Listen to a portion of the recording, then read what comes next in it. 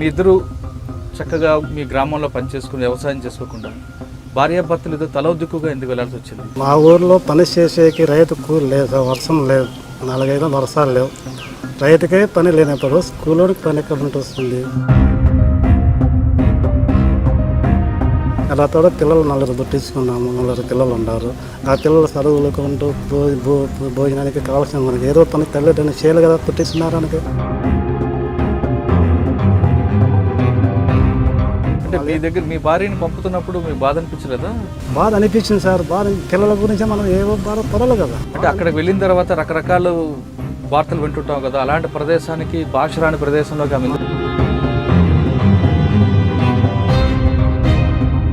ఆయన కష్టమైనా ఆయనకి ఇష్టం లేకపోయినా బాధతో మేము పంపించాము. వెళ్ళిన తర్వాత అక్కడ ఎలాగుందమ్మా పరిస్థితి? ఇక్కడ అన్నం పెట్టరు సార్, ఓ నీరు, డబ్బులు పంపు మామ అంటే కొడతారు. మీరు డబ్బులు పంపకుండా నన్ను పంపకుండా పోతే అటు చిన్నపిల్లల్ని వేసుకొని మా ఆయన ఏం పని చేస్తాడు మామ అని చెప్పి వాళ్ళకి చెప్తే,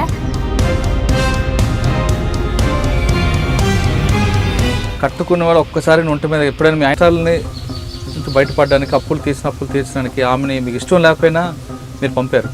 మీరు ఈ కష్టాలని చెప్తున్నప్పుడు మీకు ఏమనిపించింది? పంపించిన తర్వాత 6 నెలలు రాలేకపోయాను. నాకు ఏజెంట్కి ఫోన్ చేసినాం, ఏమైందయ్యా మా భార్య బతికిందో చచ్చింది. సార్ పోలీస్ కంప్లైంట్ ఇస్తామంటారు? ఇస్తే నేను గాలు దొడుక్కున్నాను, నీ చేత ఏమైతే చేసుకోమన్నాను. దాన్ని మీరు ఏమైనా కౌంటర్ ఏమి ఇచ్చారు? నరికేస్తాం సార్, ఉంటాం అట్లా వాళ్ళు. నాకైతే ఊరుకుంటూ ఉండదు.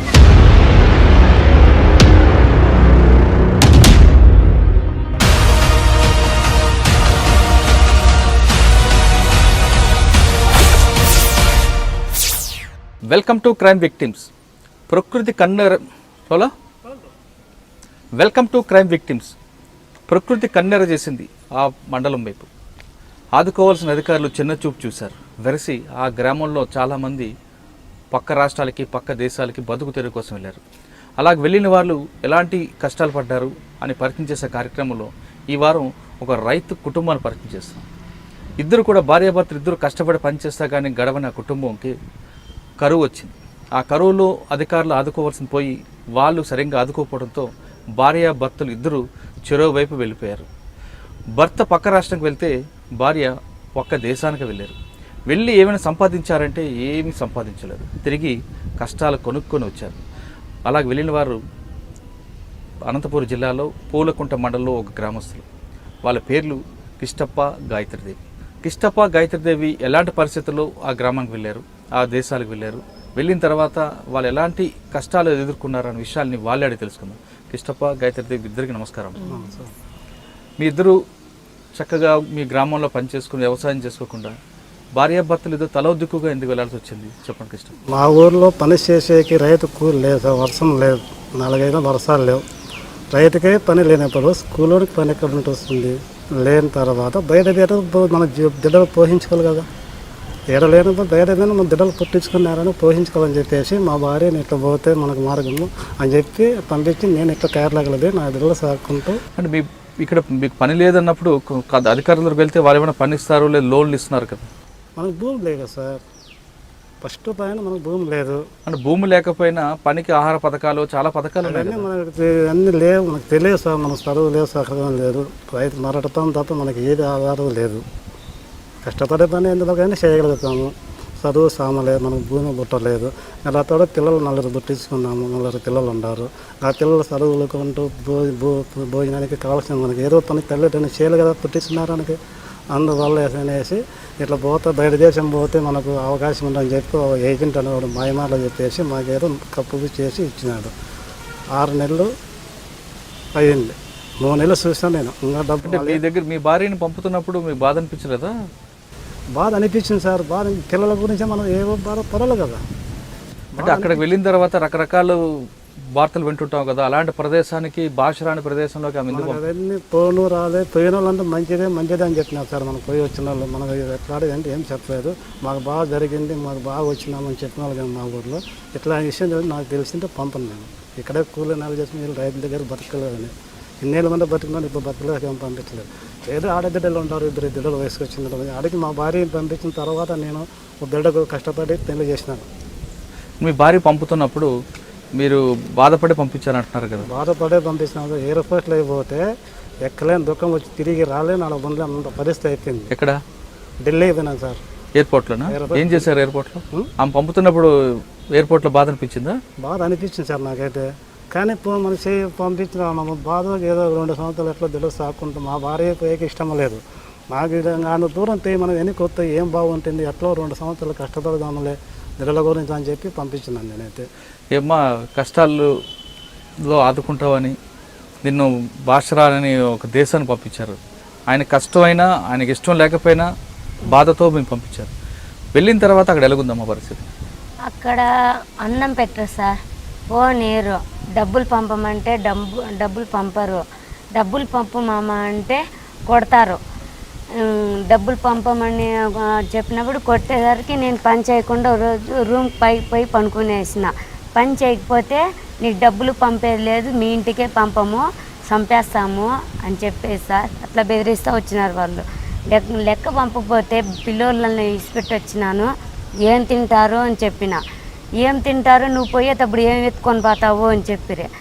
ఆయన కాటికి ఎత్తుకొని పోతాలే, ఏంటి మేడం ఏంటి మామ అని చెప్పిన. వాళ్ళు అయినా పట్టించుకోలేదు. దెబ్బలు అట్లే కొడతా వచ్చినారు. అయినా నేను మీరు డబ్బులు పంపకుండా నన్ను పంపకుండా పోతే అటు చిన్నపిల్లల్ని వేసుకొని మా ఆయన ఏం పని చేస్తాడు మామ అని చెప్పి వాళ్ళకి చెప్తే వాళ్ళు అట్లే పంపిస్తాం, నువ్వు పోయేటప్పుడు పంపుతాలే, నువ్వు పోయేటప్పుడు ఇస్తాం. ఇంట్లో పని సార్ చేసేది. బోకులు కడిగేదంట, చితుకులు నూకేదంట. రెండోది వాళ్ళ ఇంటికి టీచర్స్ ఎక్కువ వస్తారు, వాళ్ళు కాపీలు ఇచ్చేది. వాళ్ళు కాపీలు తాగితే కడిగేది. వాళ్ళకి ఏమన్నా అన్నం చేసింటే వాళ్ళు ఎత్తకొచ్చి ఇట్లా ముందర పెడితే తింటారు, కాపీలు తాగుతారు, బాత్రూమ్లు కడిగేది. అట్లా చాలా పనులు ఉంటాయి సార్. మీ ఇంట్లో ఎప్పుడైనా ఇంత పనులు చేసావా? మన ఇంట్లో పని వేరు సార్, వాళ్ళ పని వేరు. వాళ్ళకి చాలా పని కాదు సార్. చెప్తాను నువ్వు చేసినావా మొత్తం ఇక్కడ చేసినావా ఎందుకు చేసినావా ఇలాంటి పనులు ఎప్పుడైనా ఇంట్లో చేసావా? చేసింది కానీ బతుకు తెరువు కోసం చేయాల్సింది వచ్చింది. కూలీ పంపించిన సార్ మా భార్య వరకు ఊర్లో కూలీ పంపించిన. ఆయన చాలా దెబ్బలు తిన్నా సార్ నేను. కదమ్మా, కట్టుకున్న వాళ్ళు ఒక్కసారి ఒంటి మీద ఎప్పుడైనా మీ ఆయన కొట్టాడా నీకు? లేదు, కొట్టారు సార్. అయినా వాళ్ళ తాను దెబ్బలు తిన్నా సార్ నేను. బాధ అనిపించిందా?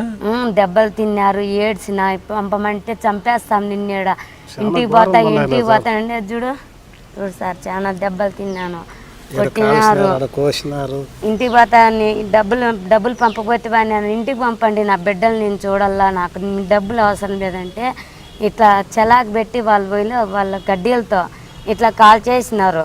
వాళ్ళు పంపదు సార్, డబ్బులు పంపమంటే ఇంటికన్నా పంపించేయండి, మా పిల్లలు నేను సాక్కుంటాను. అంత దూరం వచ్చినా మామ డబ్బులు పంపకపోతే వాళ్ళు ఏం పెట్టి సాకుతారు అన్న. అయినా వాళ్ళు ఇట్లా కొట్టడం మొదలు పెట్టినారు. వాళ్ళు ఫోన్ చేయమంటే నెల మట్టుకే ఫోను, కానీ ఫోన్ నాకు ఇచ్చేయండి మామ, నాకు ఫోన్ ఉంటే కన్నా మా ఆయన ఇంటికాడ చేస్తాడు, నేను చేయకపోయినా చేస్తాడు. ఫోన్ లీవ్ నీ చేతికి, మేము కాల్సింది నెల చేసిస్తాము, ఫోన్లు మటుకు నాతోనే ఉన్ని అని చెప్పింది ఆమె.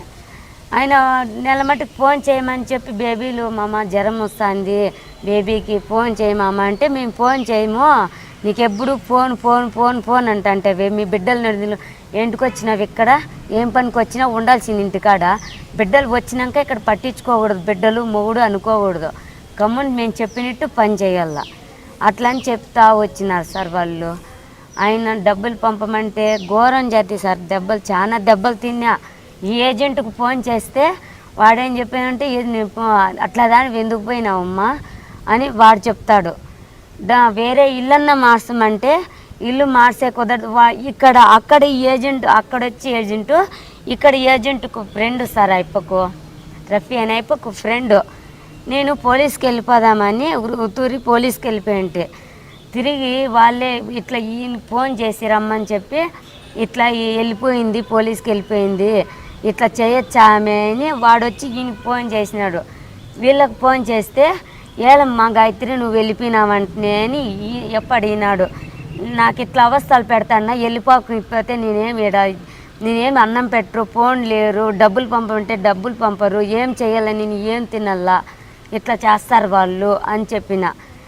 సరేలే కానీ ఎట్లా అట్లా చేసుకొని ఉండు అని ఈడు చెప్పినాడు. మళ్ళీ పట్టించుకోలే సార్. మళ్ళీ ఎప్పుడన్నా ఫోన్ చేద్దామన్నా వాళ్ళు ఫోన్ లేరు. డబ్బులు పంపమంటే డబ్బులు పంపరు. మేము డబ్బులు ఏమో నువ్వు నీ 2 సంవత్సరాల ప్రకారము దీని ప్రకారం అగ్నిగంటు ప్రకారము పని చేసుకో మళ్ళా పో అని చెప్పినారు.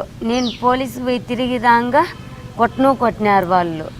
దెబ్బలు తిన్నాను, అప్పుడు కూడా దెబ్బలు తిన్నా సార్ నేను. మళ్ళీ వచ్చేటప్పుడు డబ్బులు పంపమంటే